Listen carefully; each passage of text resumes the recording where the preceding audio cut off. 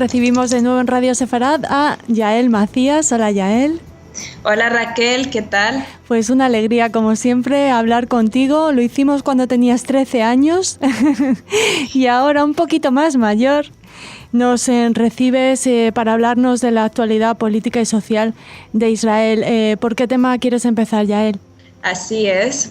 Pues quizás el tema que más ha resonado hoy en la prensa israelí ha sido la muerte del terrorista que asesinó a Rabbi Mijael Mark el pasado 1 de julio en Otniel, un asentamiento de Cisjordania.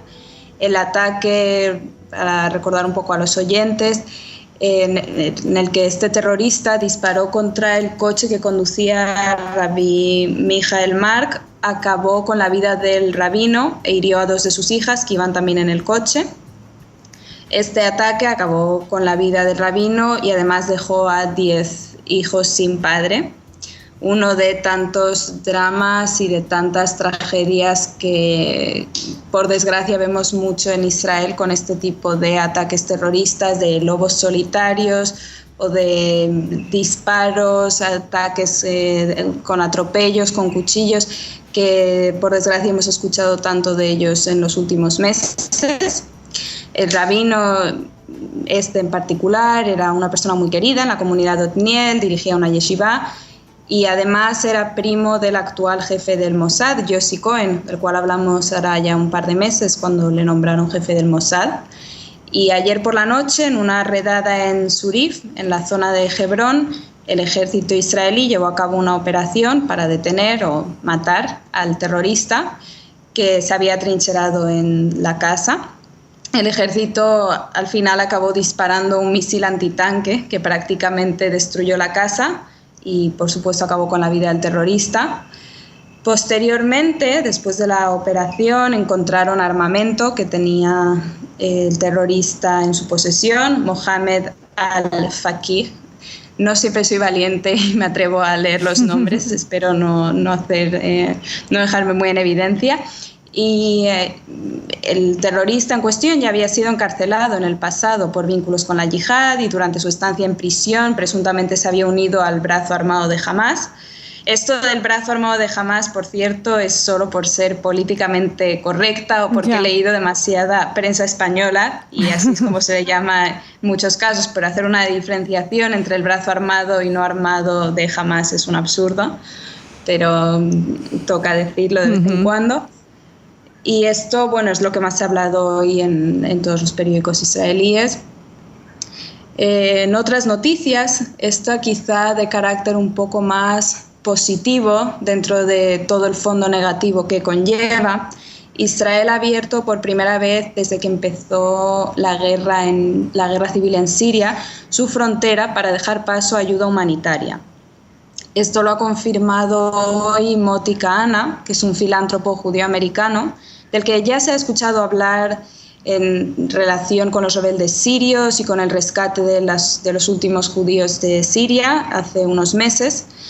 Este hombre, Kahana, vendió su empresa hace 6 años y desde entonces se dedica a su ONG, que se llama Amalia, y da dinero a rebeldes sirios. En este caso, Israel va a permitir que entre ayuda médica, alimentos y material educativo. No han dicho exactamente cómo va a funcionar la logística porque es un tema complicado, pero aparentemente el ejército israelí tiene los contactos necesarios para hacer una entrega segura de todos estos bienes y que ningún empleado voluntario de esta ONG tendría que entrar físicamente a Siria, sino que se haría el intercambio en una zona segura a través de contactos. Entonces, de Israel sí que se sabe y es sabido que desde que empezase la guerra civil en Siria sí que ha dejado entrar heridos de guerra y se les ha tratado, pero todo ha sido un poco de manera discreta, no ha habido nunca nada oficial. Esto parece que ya es algo oficial y abierto y con este propósito y fin tan definido, que es ayudar pues con comida, con material educativo y con medicamentos. Sí, lo que decías, Yael, una buena noticia dentro de ese marco terrible que es esta guerra civil que está acabando con millones de refugiados y miles de muertos. Avanzamos en tu crónica, nos vas a hablar de la aliyá de los judíos franceses. Comentábamos a nuestros oyentes hace escasos días que llegaban a Israel 200 nuevos judíos franceses para instalarse, para ser israelíes, para hacer aliyá. Así es.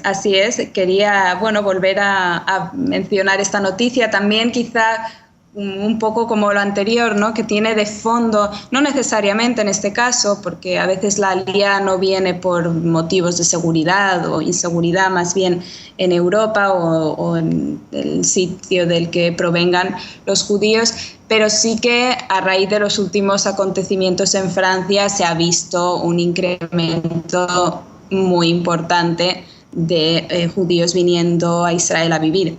Y a veces cuando le comento estas cosas a mis amigos en España que no vienen del mismo contexto que yo, que no han crecido en una comunidad judía, cuando yo pregunto, España quizás sea un poco distinto porque todavía no hemos visto algo tan claro como en Francia, como en Bélgica, como en Alemania estos últimos días, pero cuando a la gente a veces le parece hasta irónico, ¿no? Venirse a Israel porque temes por tu seguridad en Europa.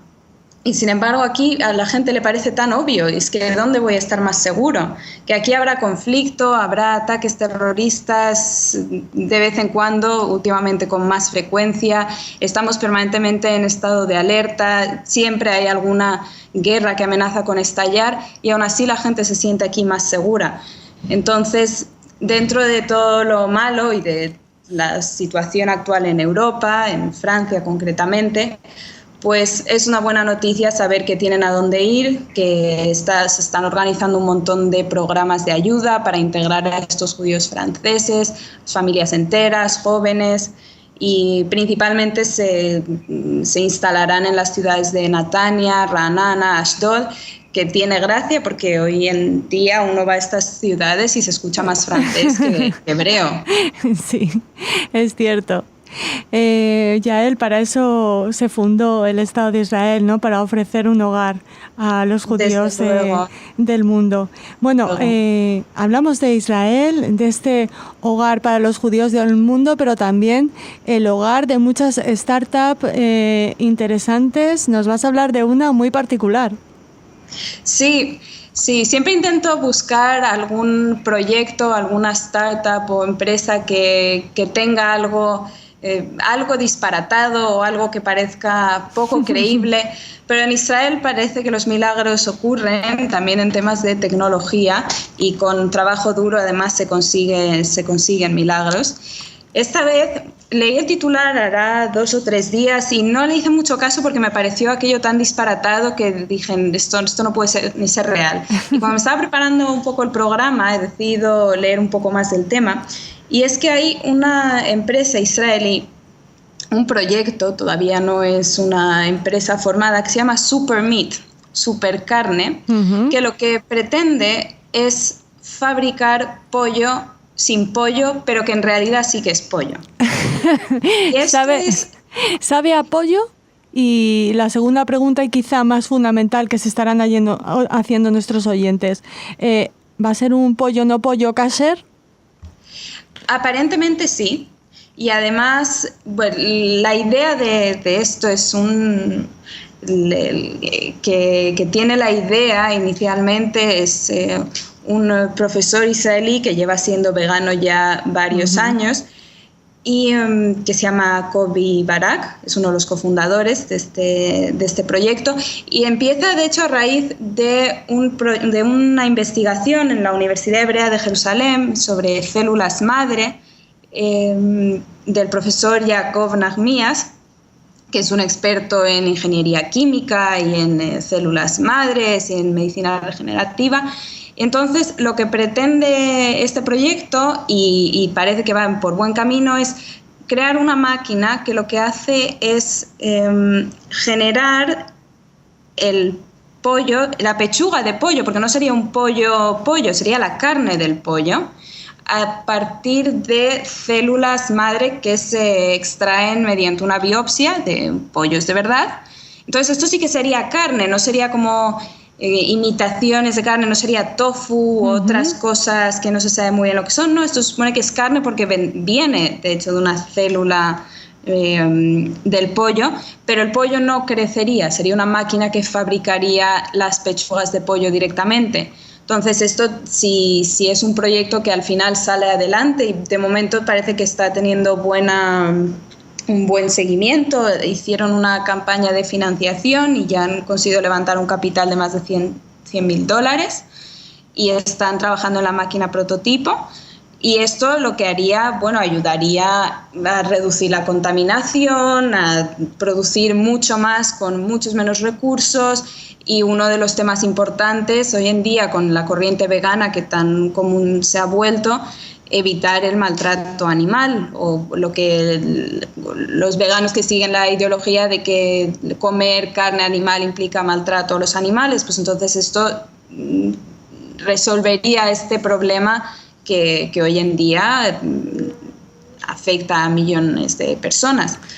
Y otra de las locuras de las empresas israelíes, que no sabemos a dónde va a llegar, pero también el año pasado hablábamos de otra startup que se llamaba Steak Tzar, que es una empresa israelí que está produciendo saltamontes para el consumo humano, con el fin de dar una adición de proteínas a la dieta humana. Entonces esto sería un poco de lo mismo y con proteínas más tradicionales. No hace falta comerse un saltamonte, sino que esto sería una especie de pollo no pollo, pero que es la carne del pollo. Bueno. Así que veremos a dónde lleva esto. Parece algo gracioso, pero sí que se está trabajando en esto. Ya van muy avanzados con la investigación, con la creación del prototipo. Y a ver, puede que pronto estemos comiendo pollos salido de una máquina y no de un huevo. Bueno, con este apetitoso o no final, terminamos tu crónica de hoy, que como siempre te agradecemos muchísimo, Yael. Esperamos muy pronto hablar contigo desde Israel. Hablamos en 2 semanas.